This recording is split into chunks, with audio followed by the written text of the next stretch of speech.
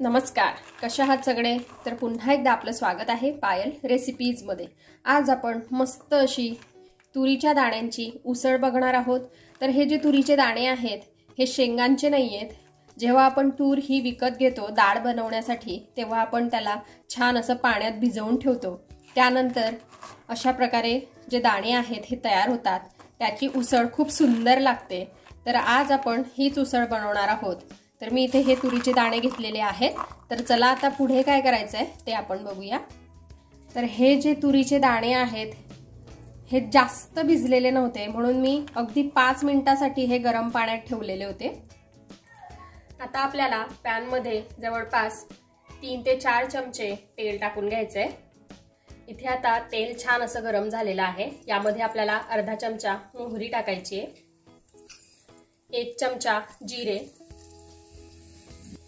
त्याचबरोबर मी इथे 5-6 लसणाच्या ज्या पाकळ्या आहेत या छान अशा बारीक कट करून घेतलेल्या आहेत, या आपण टाकून घेऊ। लसणाच्या पाकळ्यांच्या ऐवजी आपण अद्रक लसूण ठेचलेलं जे आहे ते सुद्धा वापरू शकतो।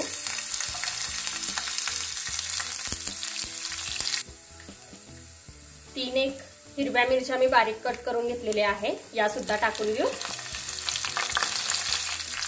थोडंसं आपल्याला हे परतवून घ्यायचं आहे। लगेचच यामध्ये आपल्याला एक बारीक कट केलेला कांदा टाकायचा आहे। सर्व आपल्याला छान असं तेलावरती परतवून घ्यायचं आहे। आजची जी आपली रेसिपी आहे ती अगदी झटपट तयार होणारी आहे।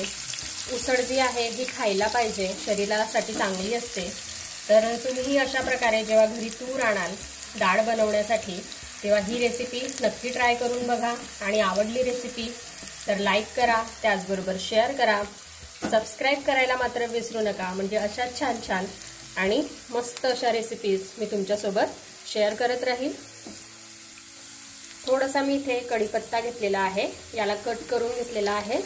त्याचबरोबर एक बारीक कट केलेला टोमॅटो आपण यामध्ये टाकून घेऊया। टोमॅटो टाकून झाल्यानंतर अर्धा चमचा आपल्याला हळदीची पावडर यामध्ये टाकायची आहे। चवीनुसार आपल्याला यामध्ये मीठ टाकून घ्यायचं आहे, अगदी अर्धा चमचा एवढं लाल तिखट, कारण यामध्ये आपण हिरवी मिरची सुद्धा वापरलेली आहे, त्यामुळे तिखट जे आहे ते थोडं कमीच आपल्याला टाकायचं आहे। 1 चमचा धणे आणि जिऱ्याची पावडर। सर्व आपल्याला छान असं परतवून घ्यायचं आहे। गॅसचा जो फ्लेम आहे हा मीडियम ठेवायचा आहे आणि मसाले छान असे परतवून घ्यायचे आहे। आता यामध्ये आपल्याला अगदी थोडंसं पाणी टाकून घ्यायचं आहे आणि यावर आपल्याला झाकण लावायचं आहे आणि हे छान असं शिजवून घ्यायचं आहे, म्हणजे टोमॅटो वगैरे छान असा त्यामध्ये मिक्स होईल। तर बघा इथे आपला जो टोमॅटो आहे हा सुद्धा छान असा शिजलेला आहे। याला छान आपल्याला स्मॅश करून घ्यायचं आहे इथे, म्हणजे सर्व छान असं एकजीव करून घ्यायचं आहे। आता यामध्ये आपल्याला दाणे टाकून घ्यायचे आहेत तुरीचे। आता दाणे सुद्धा आपल्याला छान असे मिक्स करून घ्यायचे आहेत यामध्ये, आणि थोडं पाणी टाकून परत आपल्याला यावर झाकण ठेवून हे थोडे शिजू द्यायचे आहेत। जवळपास अर्धा ग्लास मी इथे पाणी टाकते आणि यावर झाकण ठेवून देऊ आपण। तर बघा इथे पाणी जे आहे ते छान असं आटलेलं आहे आणि आपले जे तुरीचे दाणे आहेत हे सुद्धा छान असे शिजलेले आहेत। मी तुम्हाला एक दाणा दाखवते,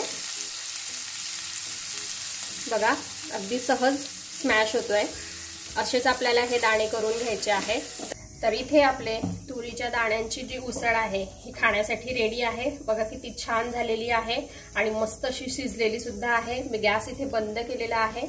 तर अशा प्रकारे तुरीच्या दाण्यांची उसळ तुम्हीही घरी बनवून बघा आणि कशी वाटली ते मला कमेंटमध्ये कळवा। आपण भेटूया अशाच एका छानशा रेसिपी सोबत नेक्स्ट व्हिडिओमध्ये।